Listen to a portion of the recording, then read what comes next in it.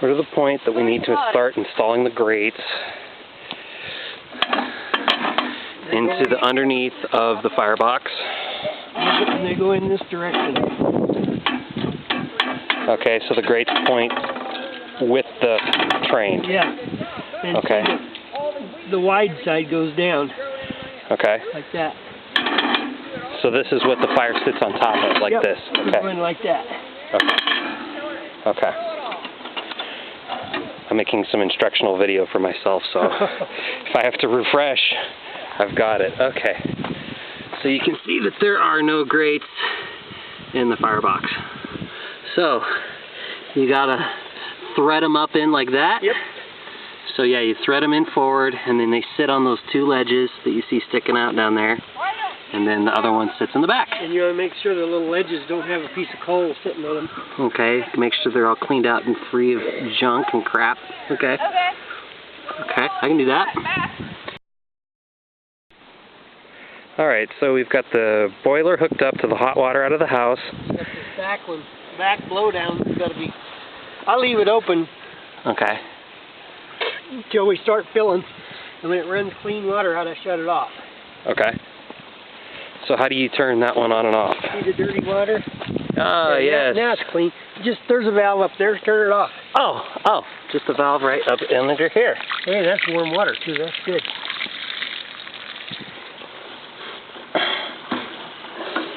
It's hard to turn.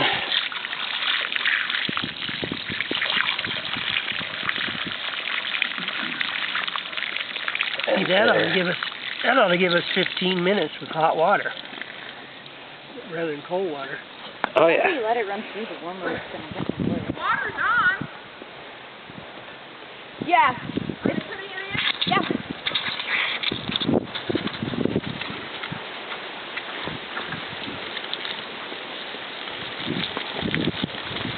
So how do you stop that from just coming all the way out? What? How do you keep the boiler from just draining? Well, there's a valve in there. See the valve? Oh, there's a valve in there. Yeah. Oh, okay. So turn it off.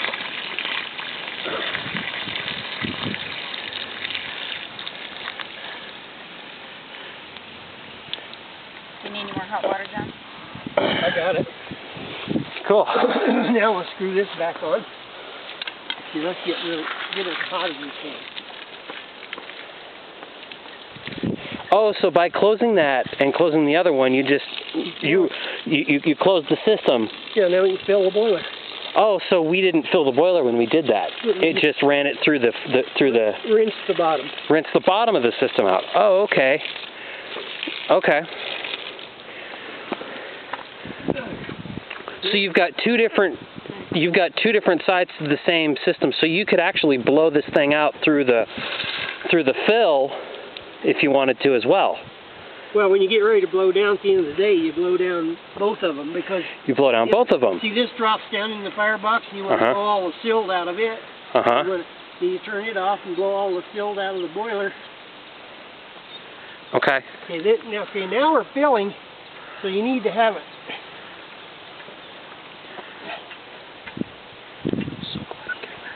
You need to have the throttle on. So there's a place for this. Okay. So this is the throttle. Yeah. Got to open that up. You should hear a hiss because of the pressure change. You see, on the old safety valve, this thing would flip up. And I just open it, and that way it would let the air in. This one's in the oven, I don't like it. But if a guy had something to wedge under it to hold it up. Okay.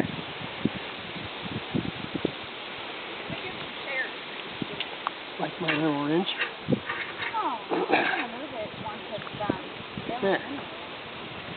Just wedge that open. Okay. It takes a while, and you start watching the water glass till you get it up here within like 3/4 of an inch of the top.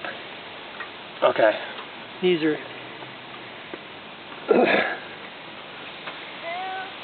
So what were you doing there? Those are the. Well.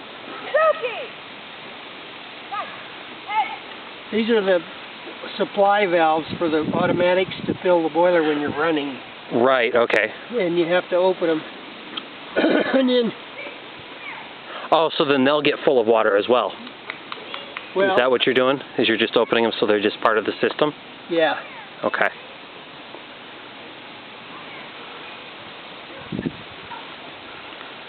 Goodness, does it take that much water? It takes about 20 gallons. 20? Oh, I think. well, these aren't very clean. Nobody's cleaned them this spring. This one comes complete with bird poop. So now you need to check to make sure you got steam cylinder oil in the tank. A little sight glass here. Why don't you go over there? See, you got oil right to here, so you're a little over half full. Okay. So cute, they want to eat. That'll be plenty for today. Okay, that's enough. And here's where you fill them. Right here. Oh, okay. And this is your steam cylinder oil Yeah, tank? and there's another tank over here. See, and they're hooked together. Right. So you get twice as much. Okay.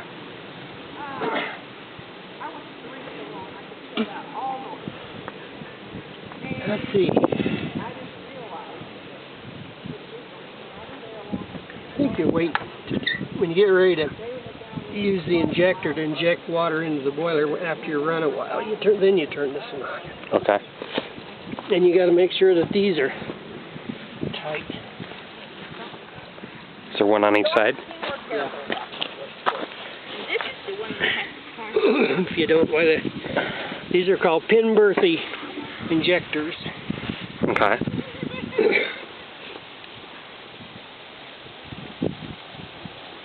We getting any water in the glass? Should be by now. Let's see. I don't see any water in the glass. Well, I saw her running down the front of the house. I thought she was going to come around and meet us, but...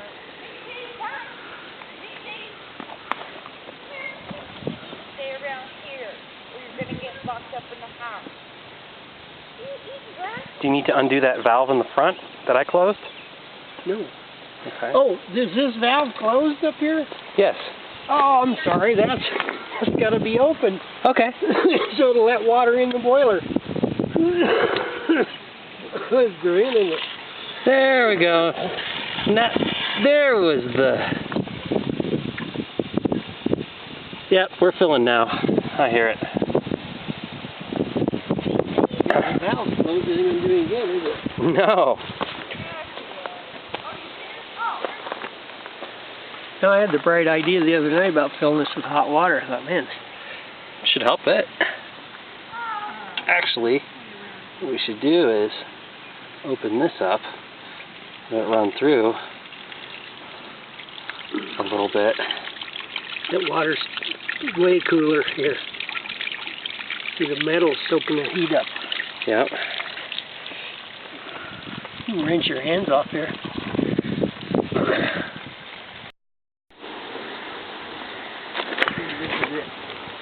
Yeah, here's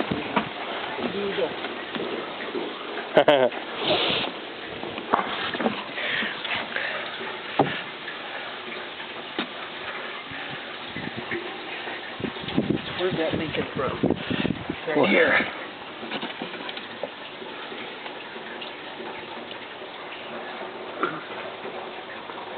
Oh, we need the screwdriver to move that clamp. Okay.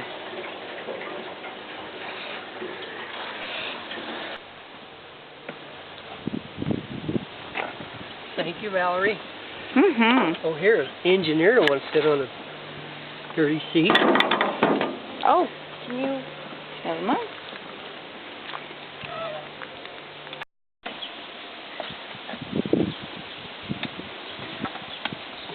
Whew, that's stinky.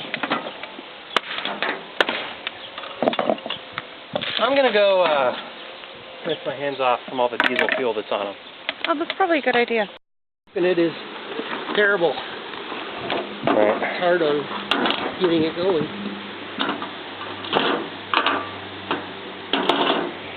Yeah, so first we start with cedar shingles. Douse them in diesel fuel or whatever your flavor is. And then we go to some oak. No, so you want to close your throttle. Oh, I'm going to close the throttle. It starts to build steam. Yeah, I mean, you say, oh, I got to go to the bathroom. It comes You come back and the train's gone. That'd be funny. And then we've got some Indiana coal here. Yeah, look on the bag. It says Matthews Feed and Grain. Matthews, Indiana. Yeah. That's where the covered bridge is. Remember the covered bridge? I do. So I don't trip on that. Every once in a while you want to take the poker and shake the fire up a little bit. Get that off the ground so we don't trip on it. See if that's where we're at yet. Yeah, we're ready for more wood. Okay, cool. Yep, we got a base there. Let's build a fire for a barbecue. Yeah, I need to throw in some more. Go ahead and throw that in, Dad.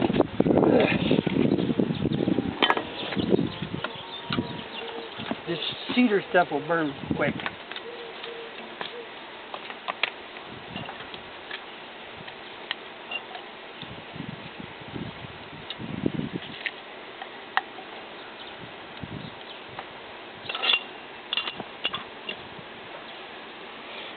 Okay.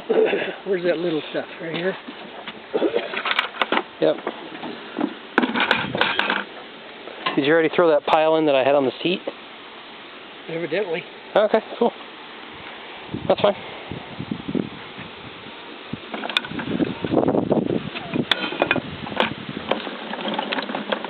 This little hardwood here makes it like briquettes.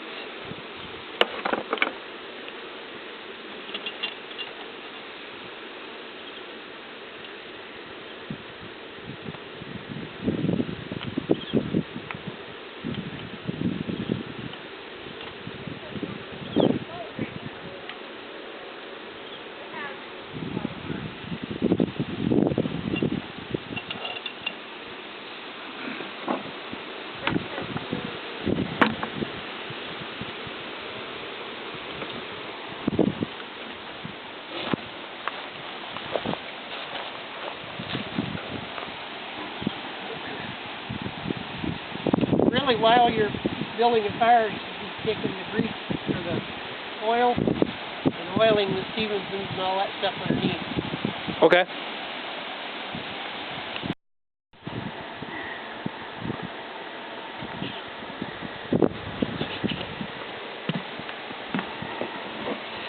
Of course, you know, you want some here.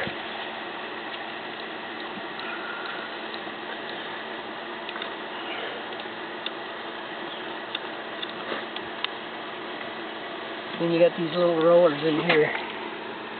Roll it on.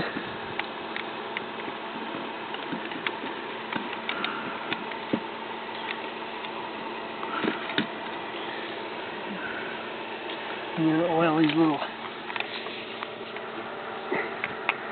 blocks, pillow blocks that are the.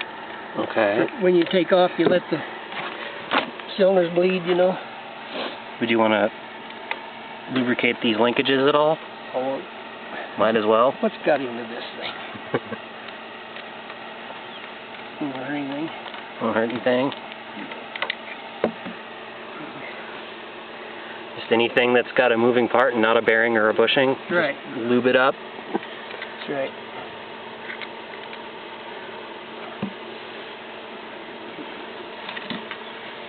Okay. Speaking about bearings, look at those big main bearings back there. Yeah, they're sealed. Wow, that's cool. Nice sealed roller ball bearings. Well, every wheel's got a roller bearing on it too, sealed bearing. Yeah, so's all the boxcars. Oh man, no wonder this thing rolls so good. Let's see. Well, go around the other side and weld. Do the same thing? Yeah, oil it. Slides up. What about even your main driver? These have got ball bearings. What about in between? It's a ball bearing. It's a ball bearing. Yeah. Okay, so don't worry about it. Okay. Okay. Anything on the rear? Nope. Just the front linkages primarily. Okay. Yeah, they call all this the Stevenson linkages. Right. Okay. We can do that. All right. We've been firing for. How long have we been firing for? Since 11, and it is now 12:24. So we've been firing for an hour and a half. And the water gauge is to about 10 pounds. Or the steam gauge is about 10 pounds. The water glass is completely full, as you can see. We've got a nice roaring firebox that we started off with.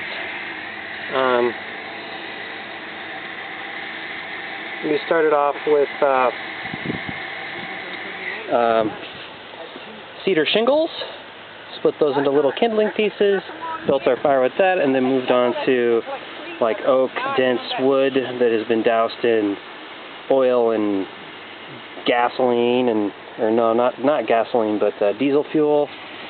And then once we got that going, or we got a good set of coals going, then we started stoking with Indiana oil, or Indiana coal. And you break those down into pieces that are about that size or so.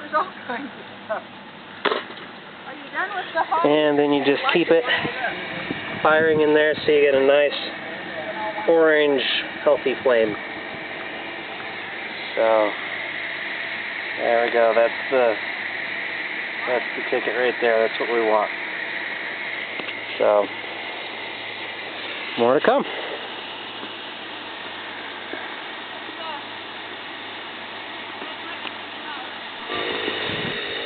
Alright, the big red handle right in the middle, next to the throttle, that is the main steam valve, and it should be turned off before you go. While you're parked. While you're parked.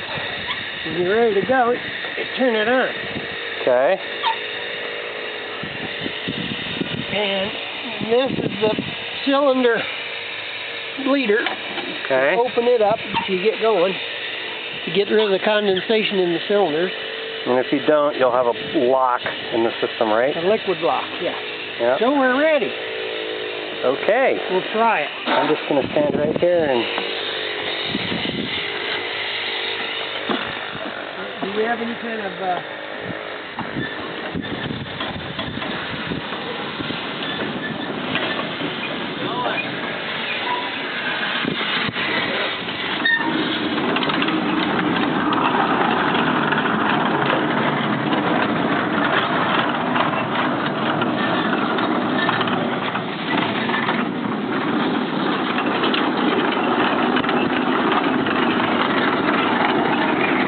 run is a little slow. Well, we haven't built up a full head of pressure yet.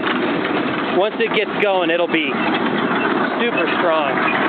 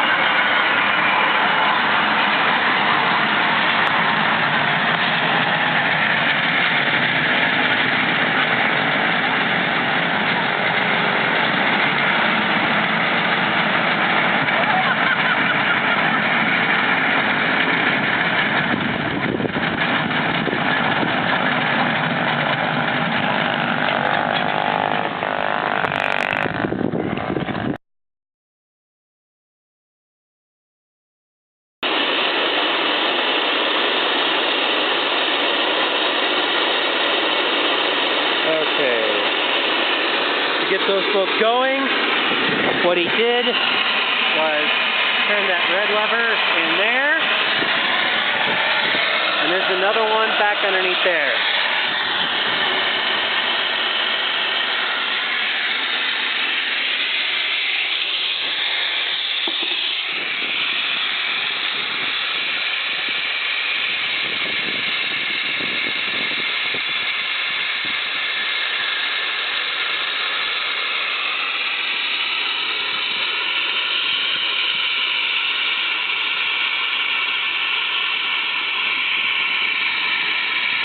Now what do you have to do to empty the boiler at this point?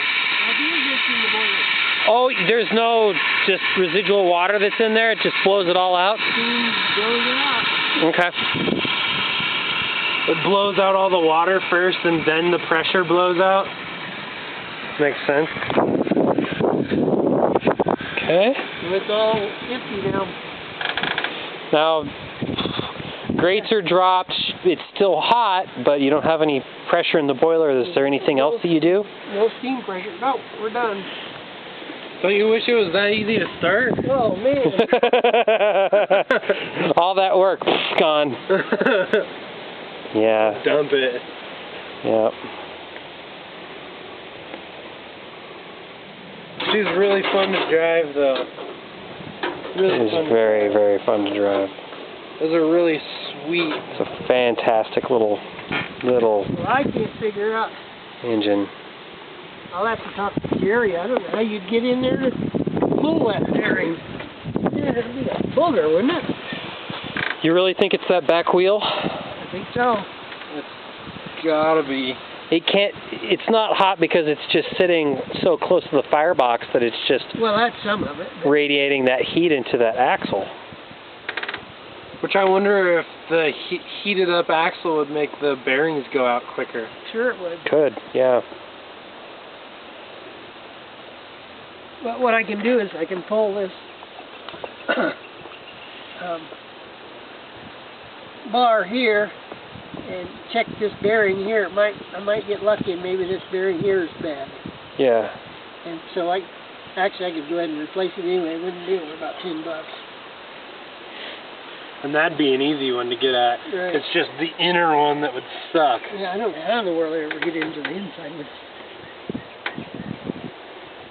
Wouldn't that wheel come off once you had this bolt off and this rod off? Wouldn't you be able to slide the wheel off, or do you think it's pressed? it's pressed on here with a key like this. Yep, that's what I thought.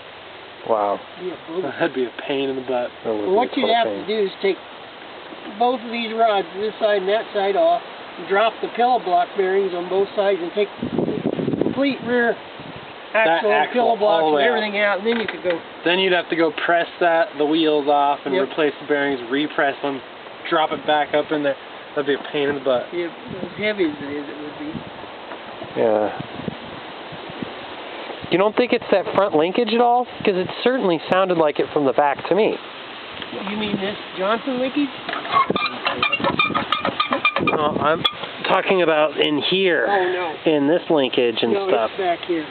It's definitely back here? Yep. Okay. That was where I thought I heard it at first. But it was also, I was so far back on the train.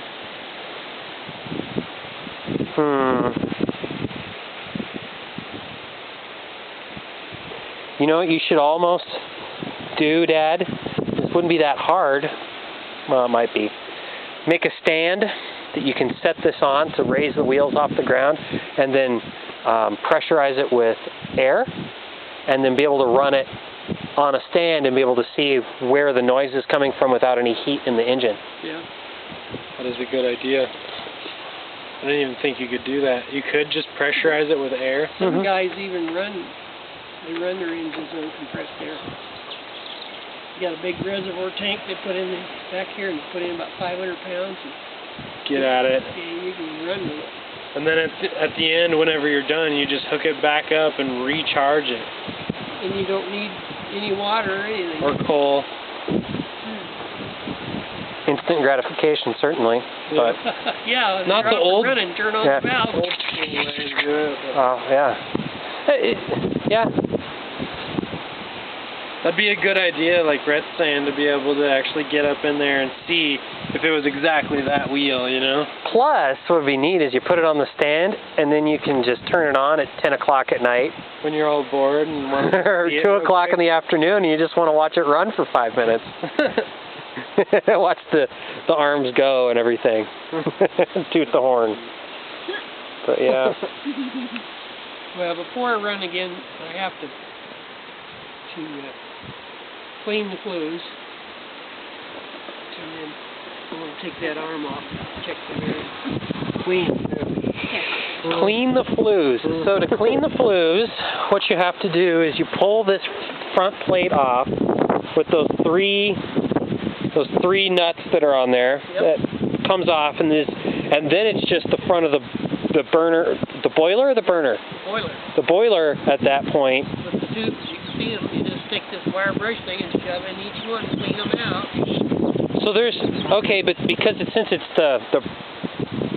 it's just the flues for the box that it's drafting all the hot heat through and then out the stack, right? So then there's no pressure that's in the flue to be worried about dealing with on this front plate. It's just more of it just stops it from drafting through the front and forces it to come up through the grates, down the flue, and then up the stack, right? Okay, I get it. Yep. Okay. And so you technically could clean the fluids with the head of steam going. Right. Except that plate will be hotter than this. Oh, super hot. We're not hauling passengers here. We don't have to go to Atlantic City or whatever, but... Clean the flues while we're on the road! So it's out on the front of the train.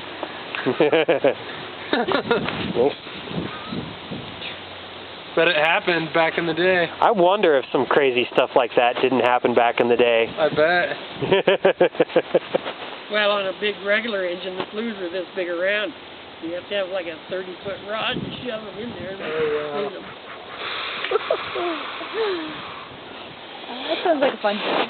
I'm wondering if what you were saying about it not firing like it has before, we need to clean the flues. I've been reading on the internet about these guys that run these little garden railway trains. They're about twice the size of LGBs, and they're coal-fired and everything. Yeah. They're just these way smaller. And those guys run this special coal that's really, really clean, because they have a problem with it clogging up their flues if they don't run this super special clean burning coal. Right, because their flues are so small. Well, yeah, their flues are itty-bitty, but ours aren't that big. Yeah, they're not. And I'm just wondering if we're not using some coal that's sooting up our stuff, and it's just not drawing, and it's not... Yeah, like you were saying when we went up to lunch. Builds and builds. Right. Once it's there. Right. That's a good idea. Some cleaner coal to put in there so you wouldn't have to clean it as much. Yeah, cut down on the smoke a little bit too. Cut down on the smoke a little. That was one thing that I was wondering about too. Our smoke is really smoky. Nasty. It wouldn't all that nastiness get clogged on the inside of it? Plus, I was looking at the inside of the smokestack here, and you can see all the that stuff. That's all on the inside of those tubes in there, guaranteed. So if it's built up that much here, what's it like on the inside? And you've only run it a few times since you got it all rebuilt and brand new, right? I've cleaned the flues once. What was it like when you cleaned it that one time? They were pretty dirty. They were pretty dirty? How many times would you say that you ran it since you got it rebuilt and when you cleaned it that first time? 3. 3 times? And they were pretty dirty. Huh. So it's almost like an every other time you run kind of thing, it seems like. Well, no, what you should do is It's every just time every before time you you run. you clean them. It's not that big a deal. It's not? No. Well, then hearing about... Just adds another hour to the startup process. Does it take about an hour to do? Probably. To clean the flues? To clean the flues? 10 minutes. Oh, shit. Oh, really? I was just thinking, damn.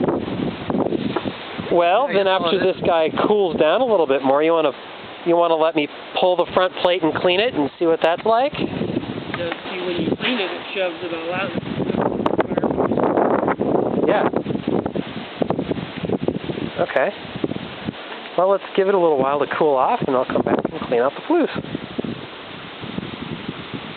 Well, I guess we ought to gather up all